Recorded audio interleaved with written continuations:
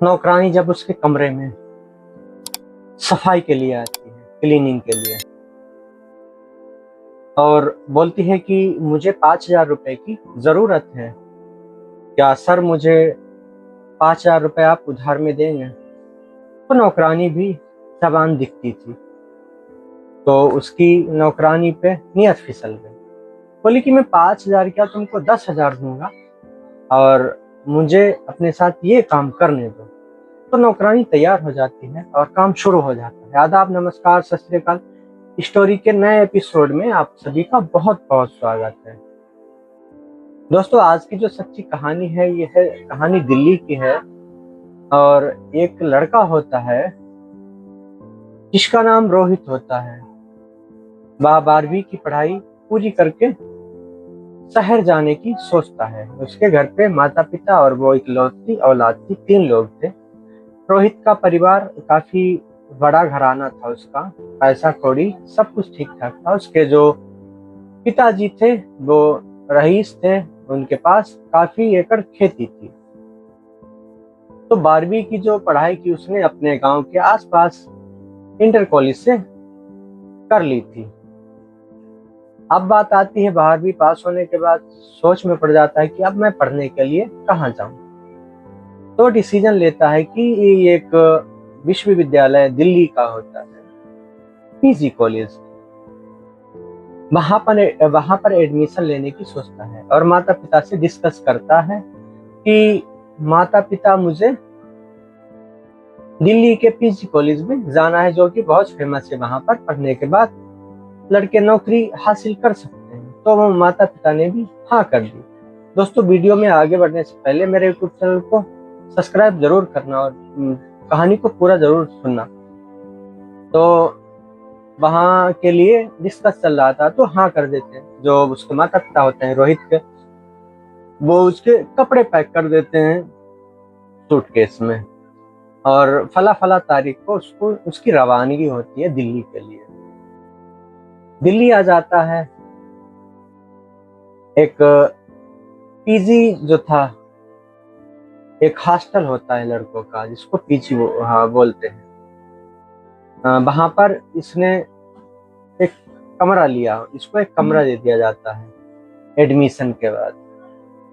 जो पीजी का first year था, इसको कमरा दे दिया जाता है और बोला जाता है कि तुम्हारा जो कमरा है इतने का फिक्स है, और उसमें आपको नाश्ता और लंच, डिनर, 3 चीजें रहेंगी। और कमरा जो है आपका वो सब इतने में ही मैनेज होगा। होटल का जो मैनेजर था उसका, हॉस्टल का, वो इतने रुपए लेता है और जमा करवा लेता है। खाना पीना, रहना और बिल वगैरह उससे किसी बात से मतलब नहीं, और उसको दे देता है कमरा। फर्स्ट ईयर होता है पीजी का। तो वहां पर पहला दिन होता है उसका कॉलेज का। उसको बिल्कुल ही अच्छा नहीं लग रहा था। कॉलेज में गया, नए दोस्त मिले, उनसे मिला, मुलाकात की। सब उसको स्टार्टिंग में चिढ़ाते रहते थे। चिढ़ाने से वो परेशान हो जाता था और रोज जाना रेगुलर शुरू कर दिया उसने। रोज रेगुलर जाता और संडे को छुट्टी लिया करता था। जब मन होता तो घूमने भी जाता, बीच बीच में जाया करता था।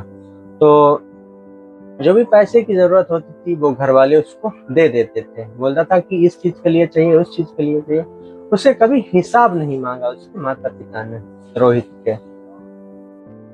तो जो हॉस्टल हो या होटल हो, वहां पर सफाई कर्मचारी तो होते ही हैं, आपको भी पता होगा। तो जो हॉस्टल था उसमें एक सफाई कर्मी जो थी वो लेडीज थी, महिला। वो हर दिन हर कमरे में जाती और सफाई करके झाड़ू पोछा लगा के बाहर आ जाती। और वो जो सफाई कर्मी महिला थी उसका रोज का यही काम था, उसके कमरे में जाती और सफाई करके बाहर आ जाती। तो समय बीतता गया, जान पहचान हो गई दोनों की, शीला सफाई वाली और रोहित। शीला जो थी वो रोज सफाई करती थी, इन दोनों की बातचीत भी हुआ करती थी। पर इतनी नहीं, ये आपस में एक दूसरे के दोस्त बन जाते हैं। दोस्त बन जाते हैं तो आपस में एक दूसरे से बात भी शुरू हो जाती है फोन पे। तो ये मिलना भी शुरू कर देते हैं कि जो सफाई कर्मी शीला थी वो रोहित के कमरे में सफाई के लिए आती, तो बातचीत भी आमने सामने और फोन पर भी हो जाया करती थी। तो धीरे धीरे क्या होता है, एक दिन ऐसा भी आता है जो शीला के घर में उसका पति जो होता है वो बीमार पड़ जाता है और शीला को इमरजेंसी 10,000 रुपए की जरूरत पड़ती है। तो वह सोचती रहती है कि मैं वो 10,000 रुपए किससे मांगू। तो बहुत सोचने के बाद वो अगले दिन सफाई के लिए हॉस्टल के कमरे में रोहित के आती है। रोहित के पास जाके बहुत हिचकिचाहट सी आवाज में वह बोलती है कि रोहित, मैं तुमसे कैसे कहूँ कि मुझे क्या परेशानी है। शीला से रोहित पूछने लगता है कि आखिर क्या परेशानी है, मुझे बताओ, शायद मैं उस परेशानी का समाधान निकाल सकूं। तो रोने लगती है, गिड़गिड़ाने लगती है।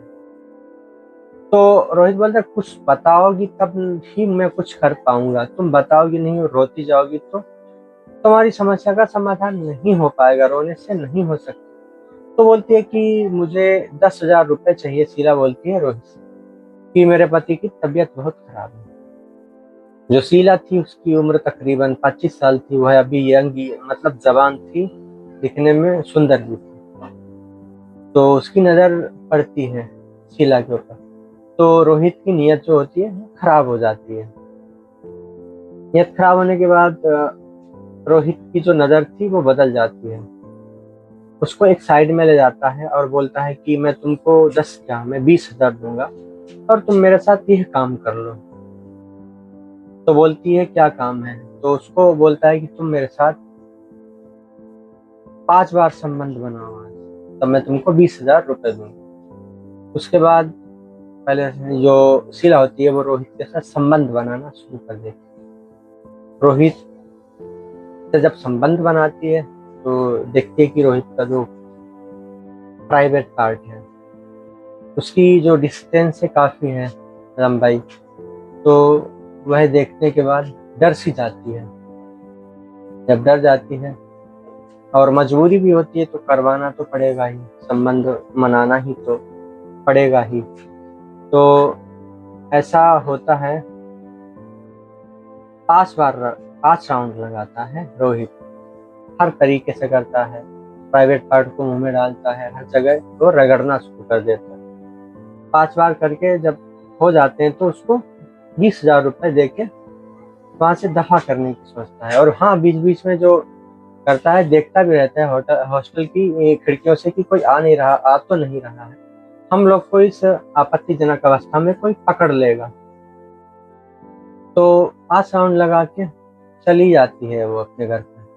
फिर अगले दिन आती है, फिर यही होता है। वो इन दोनों का मतलब जो महिला थी शीला, उसका अफेयर उसी के साथ बन गया, हॉस्टल के स्टूडेंट रोहित के साथ। उसको संबंध बनाना काफी पसंद आने लगा और उन लोग की बातचीत होने लगी और हर रोज संबंध बनना शुरू हो जाता। एक दिन यह खबर जो थी हॉस्टल के मैनेजर को पता चलती है।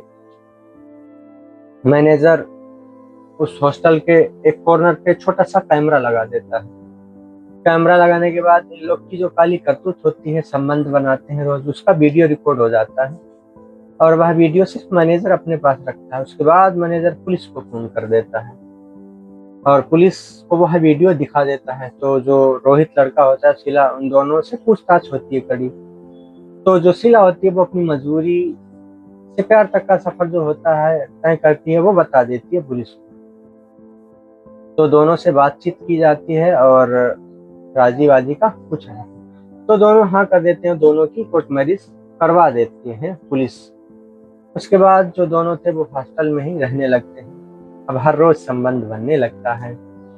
तो दोस्तों ये कहानी सफल हो गई, आप लोगों को कैसा लगा और कमेंट करके जरूर बताइएगा। स्टोरी अच्छी लगे तो चैनल को सब्सक्राइब और वीडियो को लाइक और प्लस बेल आइकन की घंटी को प्रेस कर देना ताकि मुझे मोटिवेशन मिल सके। दोस्तों इस कहानी को सुनाने का उद्देश्य आपको परेशान करना नहीं है, आपकी भावनाओं को आज पहुंचाना नहीं है। इस कहानी को सुनाने का उद्देश्य बस इतना ही, आप लोग जागरूक रहिएगा, जो हमारे समाज में क्राइम बढ़ रहे हैं उनको खत्म किया जा सके। मिलते हैं अगली स्टोरी में, जब तक के लिए जय हिंद, वंदे मातरम। आप सभी अपना ख्याल रखें।